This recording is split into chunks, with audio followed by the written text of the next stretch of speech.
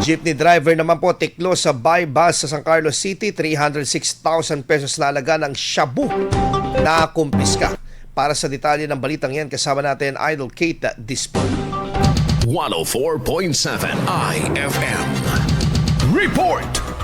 Arestado ang isang high-value individual sa sinagawang buy-bust operation ng mga otoridad sa San Carlos City noong Mayo 18 kung saan mahigit 306,000 pesos halaga ng hinihinalang shabu ang nasamsam. Kinilala ng pulisya ang suspect sa alias na Pusa, 35 anyos, jeepney driver at tinukoy bilang high-value individual sa illegal na droga. Sa operasyon, nakumpiska mula sa suspect ang 3 sachet na naglalaman ng hinihinalang shabu na may kabuang timbang na 45 gramo at tinatayang standard drug price na 306,000 pesos. Pinangunahan ng Provincial Police Drug Enforcement Unit ng Pangasinan Police Provincial Office ang buy-bust operation katuwang ang iba't ibang law enforcement units sa koordinasyon ng Philippine Drug Enforcement Agency Regional Office 1. Ayon sa pulisya, bahagi ang operasyon ng pinaigting na kampanya kontra illegal na droga na nakatuon sa intelligence-driven operations at mas mahigpit na pagpapatupad ng anti-criminality measures sa buong rehiyon. Nahaharap ang suspect sa kasong paglabag sa Comprehensive Dangerous Drugs Act of 2002. Kasama mo mula rito sa